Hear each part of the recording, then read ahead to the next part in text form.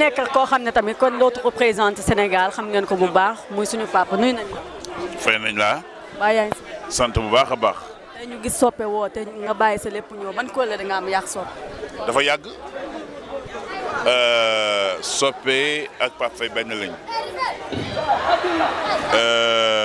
xam nga soppe bi muy doog a dugg ci théâtre di jàng mun naa wax ni première prestation yi nga xamante ni def na ko ak man mi la ko defal ñu formé sunu troupe de théâtre ñu jox Zénith Art de Dakar mu nekk membre plein ñuy liggéey di liggéey di ko formé waale itam ba yàlla dogal ñu créé ci spectacle yu bari ñu dem fu ne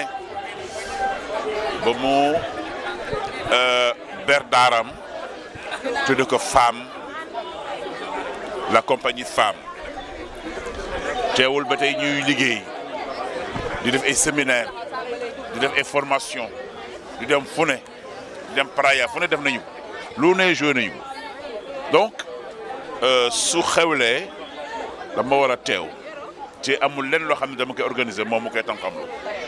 mu nekk na ku baax xale bu yaru bu am talent ñëpp bëgg ko nag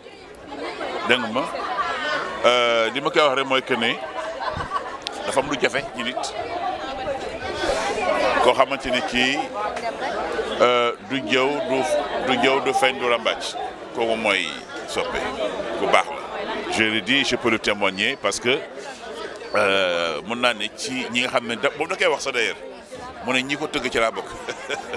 mais daf may sagal rek mais dafa am talent bu pare oui. ñu instant yaa gis nga ne am na koo xam ne suñu frère la mu nekk si aar bi muy Papis mu wàññeeku mën nga ñu wax tuuti rek témoignage ci Papis. Papis yàlla dafa dogal ñu bokk koñ HLM Grand Yoff ba daan dem Gelongal di enregistrer ay voix foofu jamono yooyu amagu moon sama studio dégg nga ñu nekk ay xale yoo xamante ni surtout moom ak ñoom Moussa ñooyu nekk xale yoo xamante ni ñii waa koñ bi dañ leen respecté parce que demuñu fenn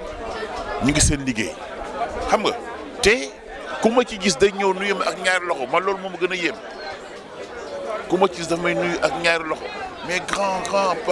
vois jot amul ne ñu toog nag ay diir nag du ñuy gisee ah mais ñu ngi dëggan ci ay jàmm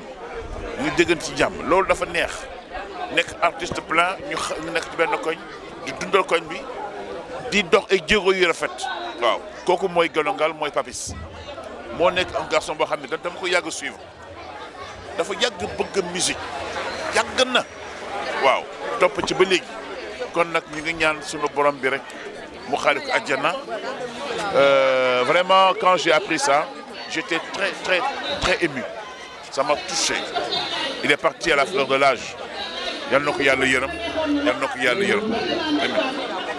amiin merci ñu ngi lay jaajëf merci bien